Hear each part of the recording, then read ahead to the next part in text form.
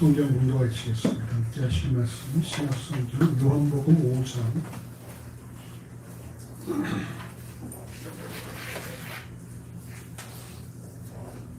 요한복음 5장 1절에서 9절까지의 말씀.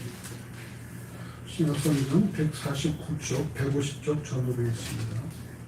요한복음 5장 1절에서 9절까지 말씀을 한 절씩 기도하시고 마지막 주는 함께 하시겠습니다. 제가 1절을 공부합니다. 그 후에 유대인의 명절이 있어 예수께서 예루살렘에 올라가시니라. 예루살렘에 있는 양문 곁에 히브리 말로 베데스다라는 곳이 있는데 거기 행각 5이 있고 그 안에 많은 병자, 소경, 쫄뚝발이, 혈기 마른 자들이 누워 물의 동함을 기다리니 이는 천사가 가끔 곳에 내려와 물을 동하게 하는데 동함에 먼저 들어가는 자는 어떤 병에 걸렸든지 낫게 되밀어라. 거기 38년 된 병자가 있더라. 예수께서 그 누운 것을 보시고 병에서 오른 줄 아시고 이르시되 내가 낫고자 하느냐. 병자가 대답하되 주여 물이 동할 때에 나를 못에 넣어줄 사람이 없어 내가 가는 동안에 다른 사람이 먼저 내려가나이다. 예수께서 가라사대 일어나 내 자리를 들고 걸어가라 하시니 함께합니다. 그 사람이 오고 나서 자리를 들고 걸어가라. 이 나는 안식일이니. 아멘. 오늘 본문은 요한복음에만 기록되어 있는 그런 사건입니다. 그렇지만 이를 통해서 요한복음 5장 16절 이하에 안식일 논쟁이 벌어지는 것을 볼 때에 이는 마태복음 12장 9절에서 14절, 누가복음 6장 6절에서 11절, 마가복음 3장 1절에서 6절에 기록된 안식일에 오른손 마른 자를 고치신 사건과 유사하다라고 할 수가 있습니다. 그러니까 왜 안식일에 병을 고쳤느냐라는 측면을 본다면은 그런 공간복음에 있는 안식일에 오른손 마른 자를 고치신 사건과 유사하다고 볼 수가 있지만 우리가 오늘 본문을 통해서 나누고자 하는 것은 안식일에 관한 논쟁이 아니라 하나님의 은혜에 관한 것이기 때문에 우리가 오늘 본문 요한복음에 기록된 베데스다 사건을 함께 나누고자 합니다. 자, 오늘 본문 요한복음 5장 1절에서 4절 말씀을 같이 읽어보십시다. 그 후에 유대인의 명절이 있어 예수께서 예루살렘에 올라가시니라. 예루살렘에 있는 양문 곁에 히브리 말로 베데스다라는 곳이 있는데 행각 5이 있고 그 안에 많은 병자, 소병, 절뚝발이, 혈기 마른 자들이 누워 물의 동함을 기다리니 이는 천사가 가끔 곳에 내려와 물을 동하게 하는데 동함 위에 먼저 들어가는 자는 어떤 병에 걸렸든지 낫게 되밀어라. 오늘 본문은 예수께서 유대인의 명절에 예루살렘에 들어가심을 식되어집니다.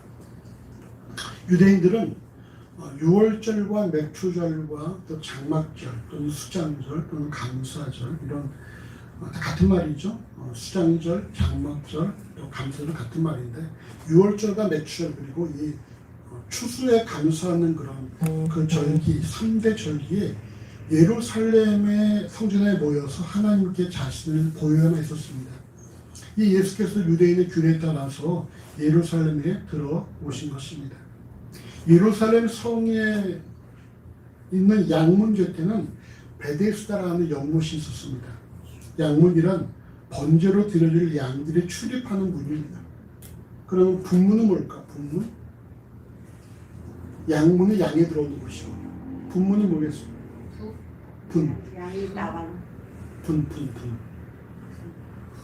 자, 김원희 집사님 분문이 뭐예요? 분은 배설물이 나가는 것이 분문.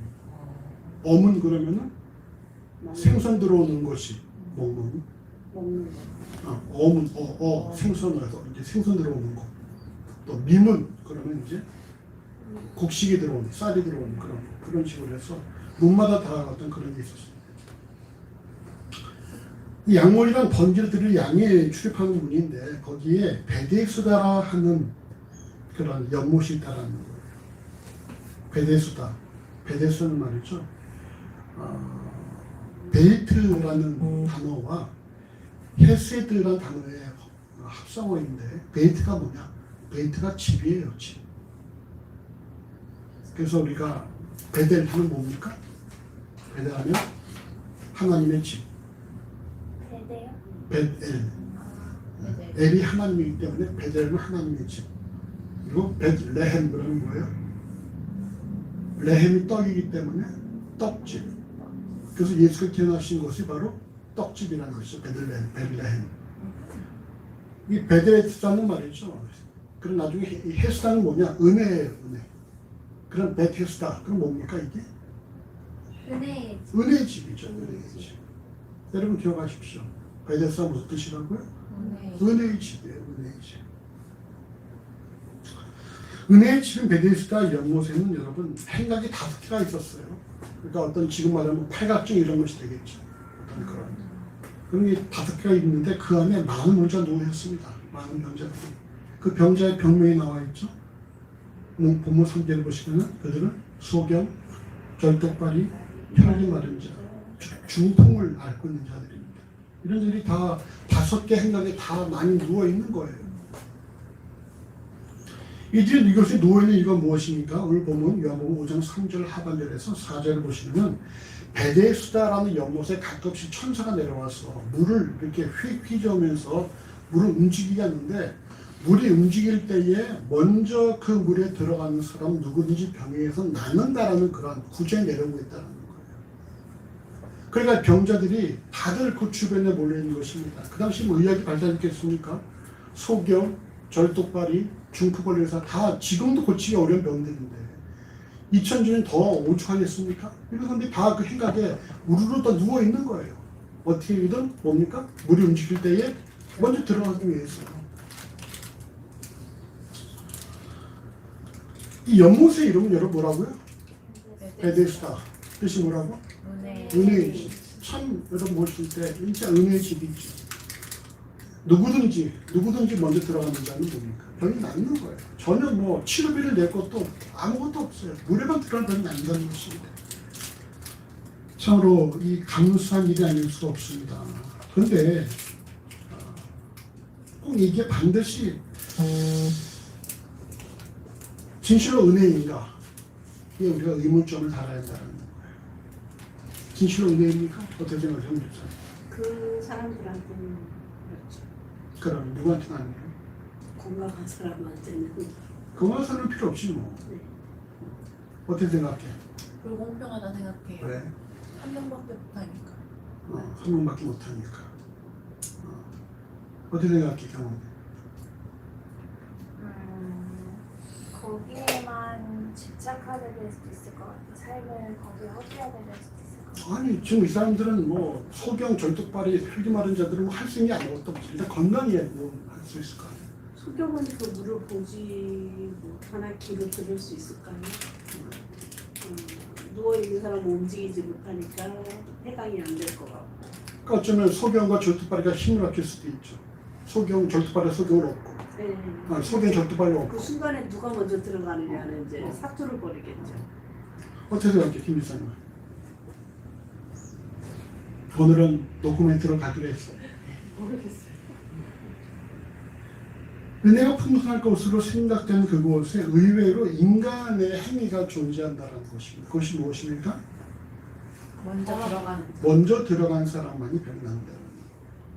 모두가 병이 난다면 진실로 이것이 은혜가 될 수 있겠지만 먼저 들어간 한 사람만 병이 낫는다는 것입니다. 그 다음 말씀 보십니다. 5장 5절입니다. 거기 38년 된 병자가 있더라. 무슨 말입니까? 억울해요. 억울해. 38년씩. 그냥 1년도 아니고 38년째 병을 앓는 사람이 있다는 거예요. 오늘날에는 뭐 고혈압, 당뇨, 어떤 지병을 수십 년씩 지니고 살아가는 사람들도 많이 있지만 저도 뭐 당장 고혈압 약이 뭐 벌써 20년 돼가니까 그렇지만 38년 된 환자는 이 정도의 수면병이 아니라 이후에 기록된 말이죠. 이 사람 어떤 사람입니까? 전혀 움직일 수 없는 전신마비의 사람이라는 거예요. 거동할 수 없는 사람이라는 것입니다. 이 사람이 지금 몇 살인지는 정확히 알 수 없지만 인생의 절반 내지는 인생 전부를 일평생 이곳에서 전혀 미동도 수 없는 상태로 지내왔다고 할 수가 있습니다. 38년이면 이쪽에 젊은이들보다 훨씬 더 나이가 많은 케이스가 되는 것이죠. 그에게 유일한 소망이 있다면 뭐겠습니까? 오직 하나, 38년 동안 제가 앓고 있는 이 병에서 벗어나는 것. 그 자기 남들처럼 살아보는 것. 그 유일한 자신의 소망일 거예요. 그래도 어떻게 은혜의 집 베데스다의 물이 동안에 들어가면 병이 낫는다는 말을 들었고 누군가의 도움을 통해서 이곳에까지 오게 되었다는 것입니다. 근데 문제가 발생을 했죠. 문제가 뭡니까? 물이 움직일 때에 그 사람을 거기에 넣어줄 사람이 없더라고요. 이를 볼 때 이 사람은 부모, 형제, 친척도 없는, 아니 혹 있다고 하더라도 저는 이 사람을 도와줄 수 없거나 혹은 가정으로부터 버림받은 사람일 수도 있죠. 38년 동안 몸 움직이지 못한다면 거의 뭐 가정에서 포기했을 수도 있겠죠. 어떤 구체적인 방법이 없습니까? 당시에 여러분, 그 당시에 기록 보면 말이죠. 전염병 걸린 사람들은 다 밖에다 갖다 버렸어요. 그냥 다 갖다가 버렸고, 일단은 그들 가까이 하지 않는 것이 가장 급선무니까 다 거리 갖다 버렸고, 거리 갖다 버린 사람들 누가 그들을 도왔느냐? 누가 도왔겠어요? 그리스도인이 도왔어요. 자기 가족도 그냥 포기한 사람들을 그리스도인이 계속 가서 물을 갖다 주고 음식을 먹이고 이래서 그 당시 기록 보면 말이죠. 이교도들의 사망률은 거의 뭐 70-80% 넘어가는데 기독교인의 사망률은 20-30%의 큰 유출을 하는 것입니다. 여러분 흑사병이 들어왔을 때도 말이죠. 다 갖다 버렸어요. 다 갖다 버렸는데 그들을 도운 사람이 누구냐? 신부들이 가서 도왔다는 거예요. 신부들이. 그래서 신부들이 그 당시에 많이 죽었다는 것입니다. 어떤 신부들이겠어요? 우리가 흔히 아는 어떤 그런 중세 유럽의 사욕을 갖고 있는 사리사욕에 있는 신부들이겠어요? 아니면 신실한 신부들이겠어요? 신실한 신부들이죠. 이들이 그런 하다가 죽어버리니까 수동이 비잖아. 그러니까 그냥 무작위로 신부들을 막 양성을 한 거예요. 그러니까 그들이 또 이제 그런 암흑기를 만드는, 그래서 결국 루터가 종교를 일으킬 수밖에 없는 그런 상황으로 되어진 그런 바탕이 있는 것입니다. 그러니까 여러분, 이 당시에는 뭐 사람이 아프면, 가족이 아프면은 왜 병을 갖다 버리는 거예요. 그러니까 이 사람도 말이죠. 버리면서 사람 벌써 38년 동안 병을 앓고 있었으니까. 정작 물이 동할 때 자신을 그곳에 넣어둘 사람이 없다는 것입니다. 이 병자가 언제부터 이곳에 와 있었는지 정확히 알 수 없지만 이후에 기록된 요한복음 5장 6절을 말이죠. 새 번역은 혹시 새 번역이 있어요? 새 번역? 새 번역 있나 동영이? 새 번역으로 5장 6절 읽어봐봐. 일단 5장 6절을 경훈이가 읽어봐봐. 우리 그 개혁 한글로. 예수께서 그 누운 것을 보시고 병이 벌써 오랜 줄 아시고 이르시되 내가 낫고자 하느냐. 이게 개혁 한글 개혁 개정입니다. 자, 새 번역. 예수께서 누워있는 그 사람을 보시고 또 이미 오랜 세월을 그렇게 보내고 있는 것을 아시고 그러셨어요. 네. 새 번역 뭐라고 말합니까? 이미 오랜 세월을 그렇게 보내고 있었다. 예수께서 누워있는 그 사람을 보시고 이미 오랜 세월 그렇게 보내고 있는 것을 아셨다. 그리고 유진 피터스의 메시지에서는요, 예수께서 그가 연못가에 누워있는 것을 보시고 또 그가 그곳에 얼마나 오래 있었는지를 아시고 말씀하시다. 이렇게 번역하고 있어요. 원문도 예수께서 그가 누운 것과 병든 것을 아셨다. 이렇게 기록하고 있고요. 결국 38년 된 명자가 오랜 세월 이 베데스다 행각에 누워 있었다라는 사실을 우리에게 말씀하게 하는 것입니다. 이를 통해 볼 때에 자신은 그 자리에 누워있는데 자신보다 늦게 온 이들이 물이 동할 때 들어가 버리는 모습을 이 사람이 보게 되겠죠. 자기가 먼저 와 있는데 자기도 늦게 온 사람이 있어요.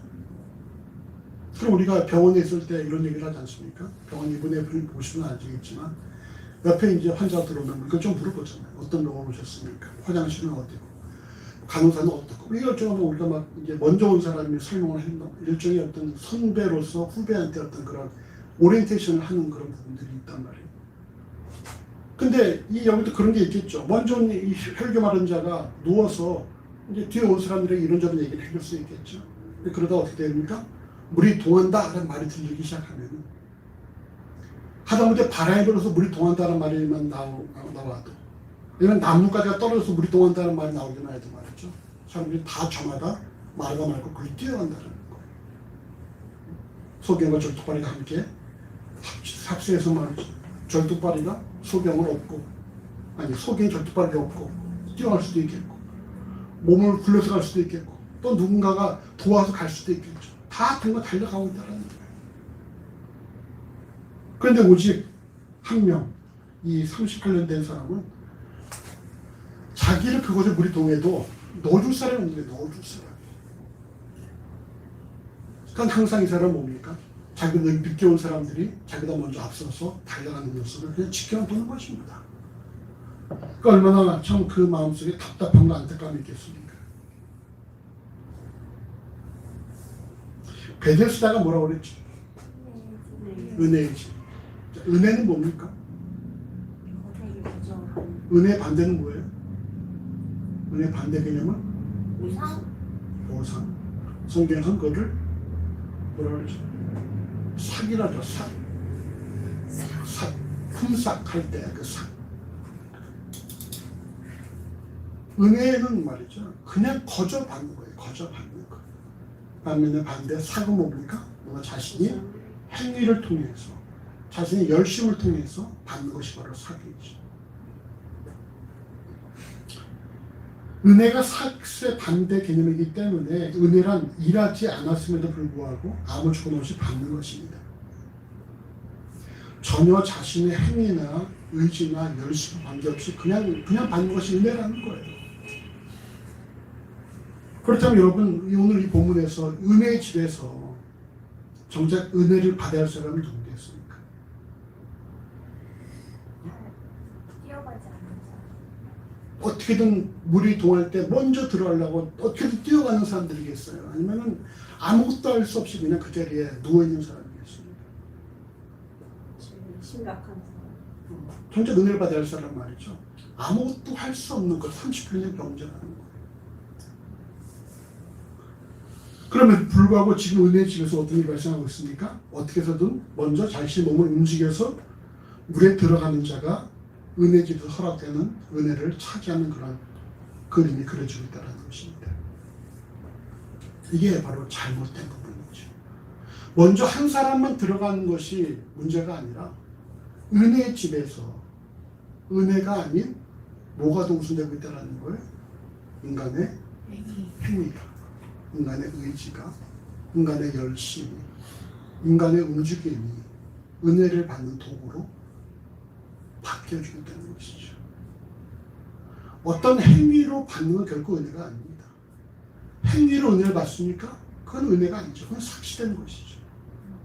우리가 받는 것에 뭔가 전제가 있다는 게 그것은 은혜가 아니라 그냥 삭시예요. 이란 대가가 되는 것입니다. 은혜는 뭡니까? 원인이 없어야 돼요. 원인. 아무 이유 없이.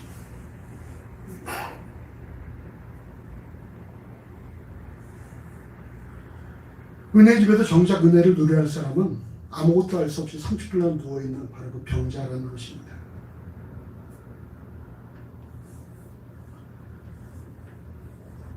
죄와 허물로 죽었던 인간들이 예수를 그리스도라 고백하고 하나님을 아버지라 부르며 성령의 인도를 받아 살아가는 바로 그것은 전적으로 하나님의 은혜에서 주어요. 우리가 다 여러분 은혜로 예수 믿게 된 사람들이에요. 그 누구도 자신의 의지로, 자신의 힘으로, 자신의 열심으로 예수 믿는 사람 아무도 없습니다. 그렇다면 그 사람 믿음은 우리 의심할 수가 있는 믿음이에요.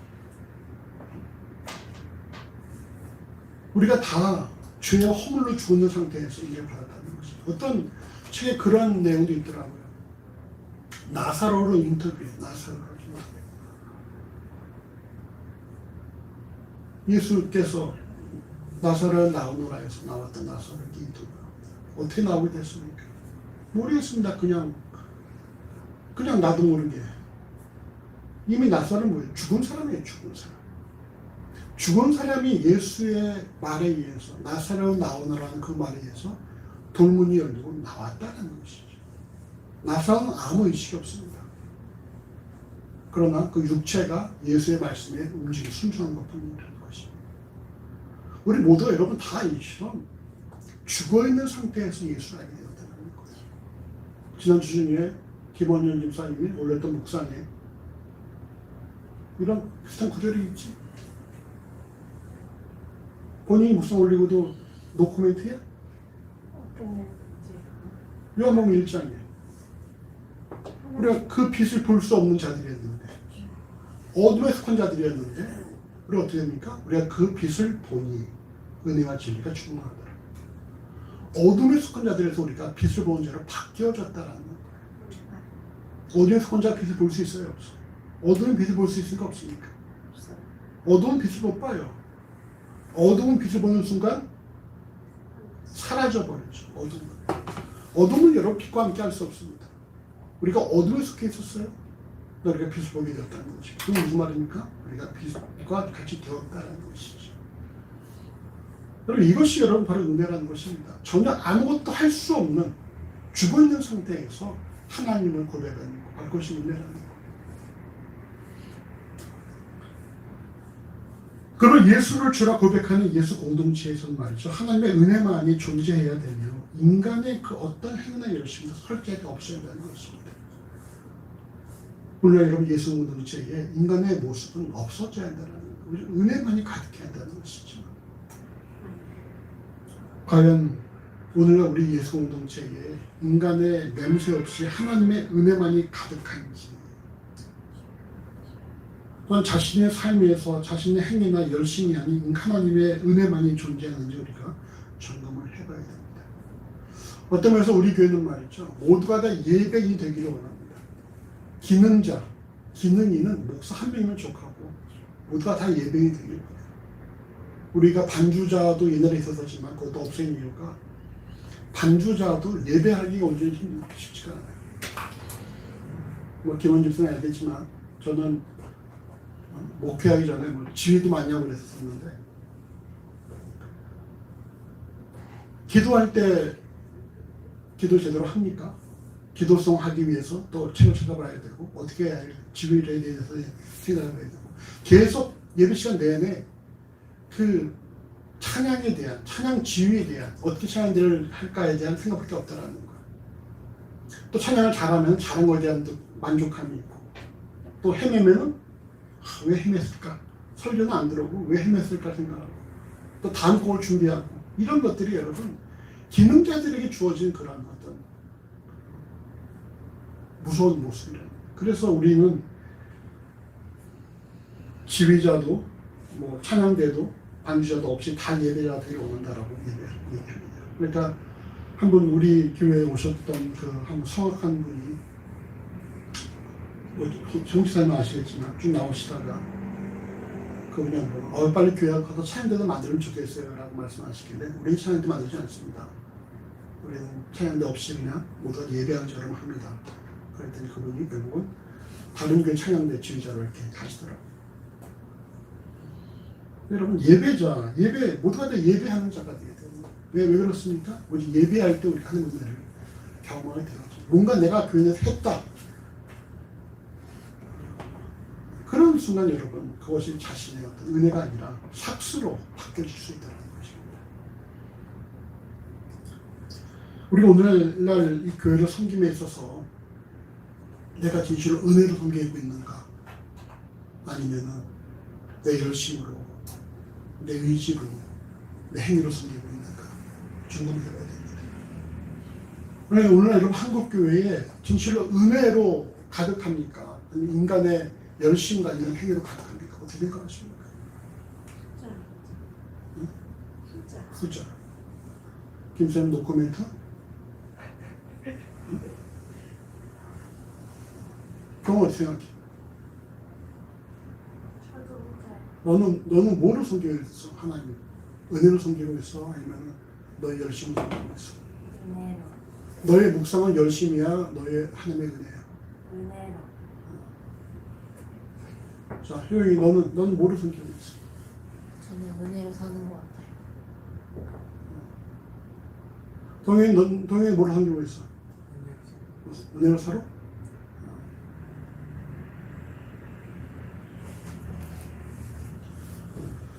오직 여러분 예수 공동체의 말이죠. 은혜만이 가득해 한다는 것입니다. 은혜만이. 그 어떤 인간의 열심도 여러분 존재해서는 안 된다는 거예요. 그건 다 여러분 사라져야 될 부분입니다. 그래서 가장 불쌍한 사람이 누구냐? 이 교회에 와서 자랑하는 사람들이 가장 불쌍한 사람들이죠. 우도 자랑할 데가 없으면 여기 와서 자랑할까? 자랑은 밖에 나와서 자랑해야죠. 여기 와서 뭐 가방이 어떻고 옷이 어떻고 뭐 반지가 어떻고 그런 말 있잖아요. 아유 금리 요즘은 금리가 중요하지 않겠죠? 요즘은 우리 인플레이션 레이트 아무튼 뭐 인사 금리를 보이니까는 손가락이 낀 반지를 보면서 아유 이좀 나무래구나 이랬다 그러는데 아무튼 여러분 여기는 자랑하는 곳이 아니에요. 교회는 어디입니까? 하나님의 은혜에 감사하는 곳이죠. 감사. 저는 이렇게 하나님의 은혜를 누려야 될 38년 된 병자가 스스로를 하나로 했을 때에 예수께서 이 사람의 삶에 개입하십니다. 5장 6절 같이 읽어보시겠습니다. 예수께서 그 누운 것을 보시고 병이 들어서 오랜 줄 아시고 이르시되 내가 낫고자 하느냐. 예수께서는 내가 낫고자 하느냐 이렇게 물으십니다. 당연히 질문 아니겠습니까? 이곳에 낫고 싶기 때문에 와서 누워있는 거 아니겠습니까? 그러나 예수의 질문은 38년 동안 누워있는 환자가 지금 예수께 구하기를 바라는 거예요. 구하기를. 물론 은혜가 값없이 받는 것은 분명하지만 아무 생각도 없는 자에게는 은혜가 주어지지 않는다는 것입니다. 이런 말씀을 드리겠습니까? 마태복음 7장 6절을 보시면은 거룩한 것을 개에게 주지 말며 너희 진주를 돼지 앞에 던지지 말라 그렇게 말씀하고 있어요. 은혜를 받아도 은혜인지 모르는 사람들, 은혜를 받아도 내 힘으로 했다라고 자부하는 사람들, 이런 사람들이 여러분 은혜가 주어진다는 거죠. 간절히 하나님의 도우심을 바라는 그들에게 은혜가 주어진다는 것이죠. 간절히 바라는 것은 그거는 행위가 아니에요. 그 오직 뭡니까? 하나님만이 내 삶의 유일한 대안이고 유일한 해결자고 유일한 분이라는 사실을 고백하는 그 고백이에요. 우리가 사명초가에 빠져서 더 이상 내게 나갈 길이 없다고 했을 때에 그때 우리가 저 앞에 나오게 되어지는 거예요. 기억나요, 홍 집사님? 몇 년 전 그게? 18년 전? 2003년 전. 2003년. 우리 개척하자마자 바로네. 8년 전. 18년. 더 이상 내가 할 수 있는 것이 없다. 이제는 그냥 밑자의 본전으로 하나님이라도 한번 찾아보겠다. 뭐 이런 마음이 있을 때.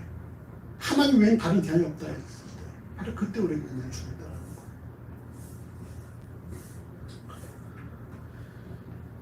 심령이 가난한 자가 복이 있고 부유한 자가 아니라 병든 자에게 의인이 필요하다라고 보면서 말씀하신 것처럼 내가 낫고자 하느냐? 이는 상대방의 간절함을 확인하시려는 예수님의 의도가 담긴 질문이라는 거예요. 이에 대해서 38년 병자가 뭐라고 답합니까? 오늘 본문 5장 7절에서 9절 말씀 같이 읽어보십시다.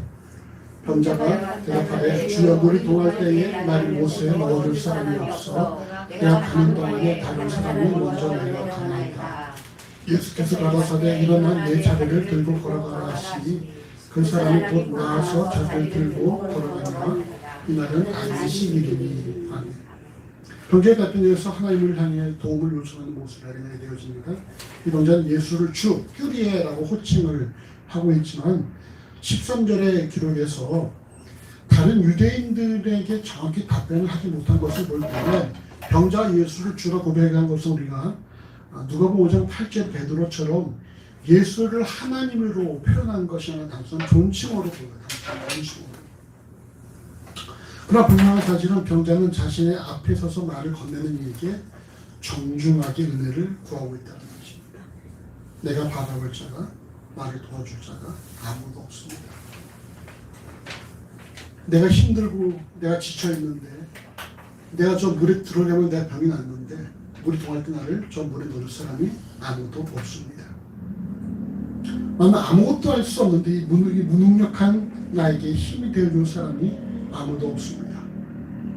이 말하면서 얼마나 이 병자가 참 자신을 답답하고 한심하게 바라봤겠습니까? 남들 다 누군가의 도움을 해서 물이 동할 때 내려가는데 나는 홀로 항상 그 뒤에 쓸쓸히 남아있습니다. 나를 도와주지 않았습니다. 이처럼 자신의 신세를 한탄하는 누군가를 간절히 기다리며 호소할 바로 그때에 하나님이 일하시기 시작된다는 거예요.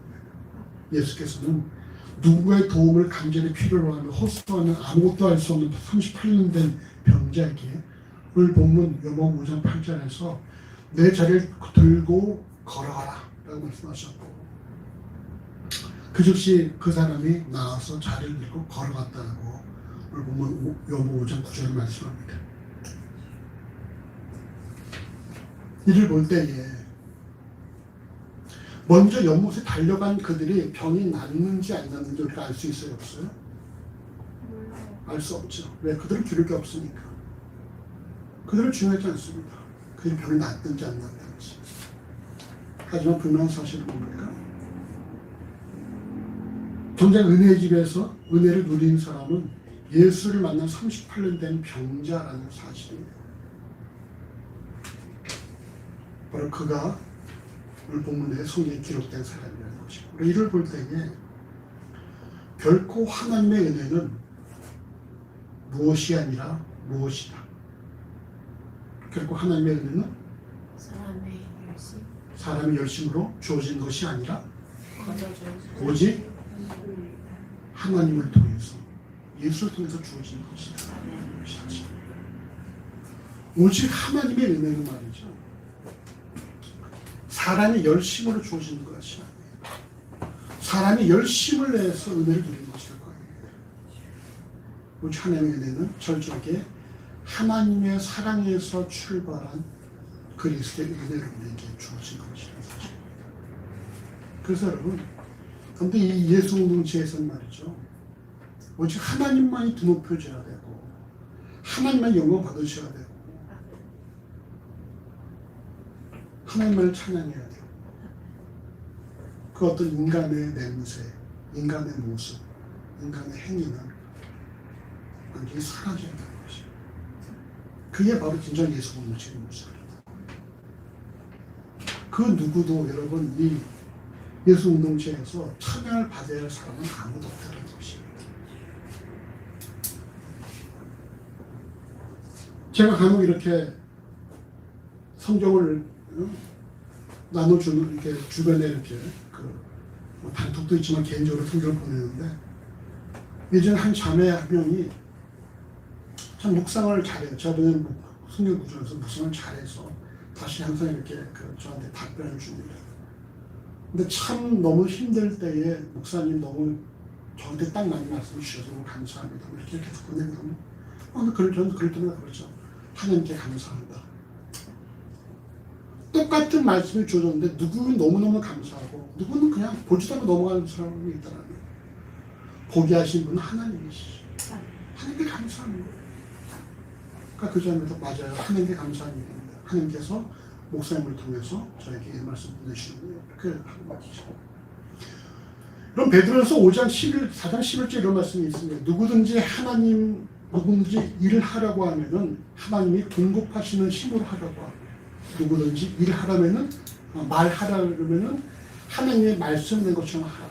그 뭡니까? 오직 공동체 내에서는 무슨 일을 하든지 무슨 말을 하든지 하나님으로 출발된 말을 하라는 거예요. 하나님이 말씀하는 것처럼 하고 하나님 공급하신 힘으로 하라.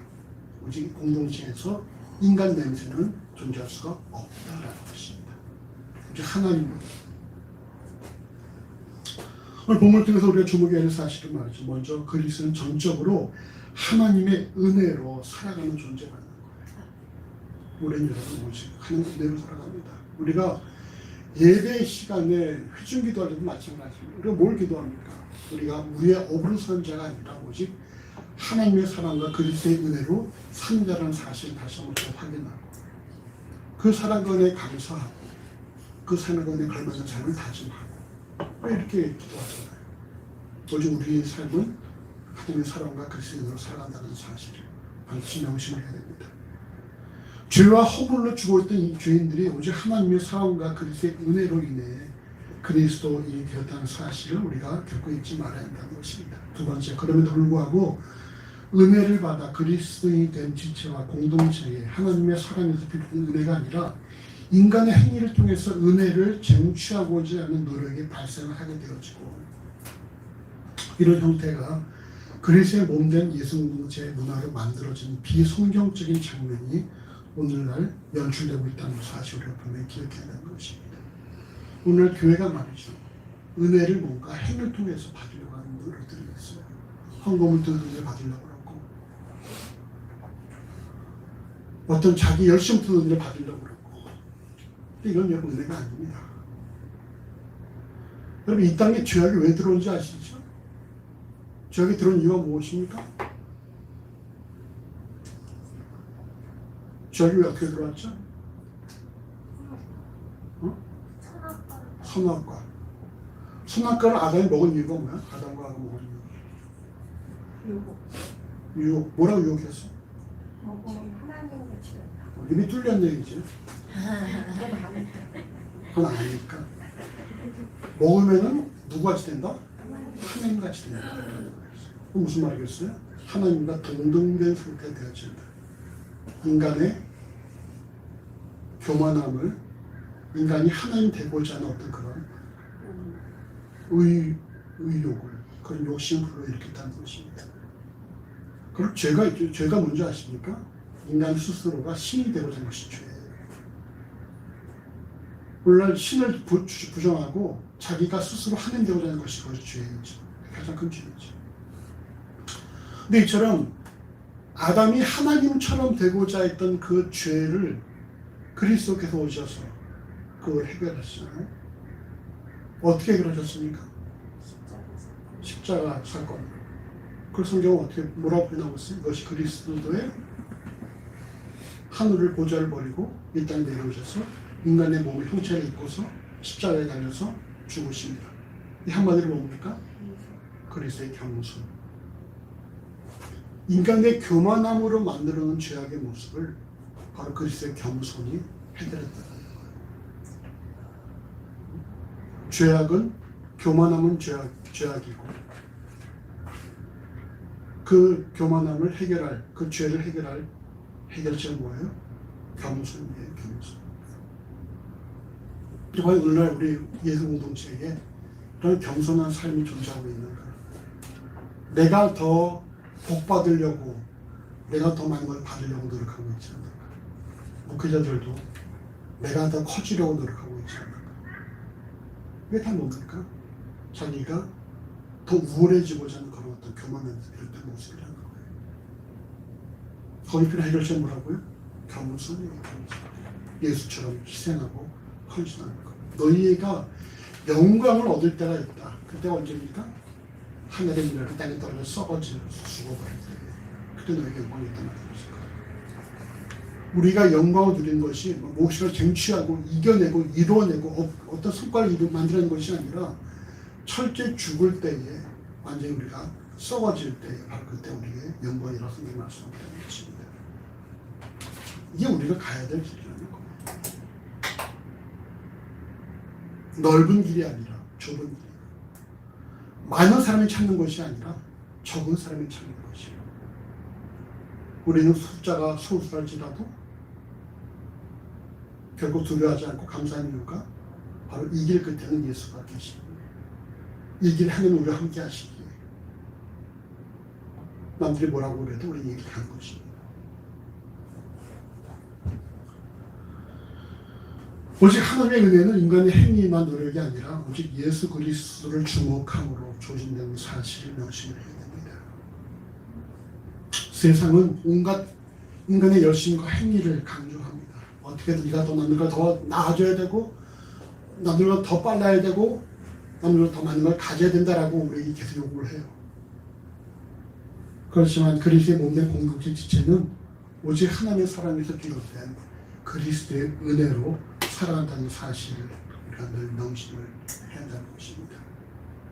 우리 이렇게 양육분들에게 축복하십니다. 우리는 은혜로 삽니다. 우리는 은혜로 삽니다. 우리는 은혜로 삽니다.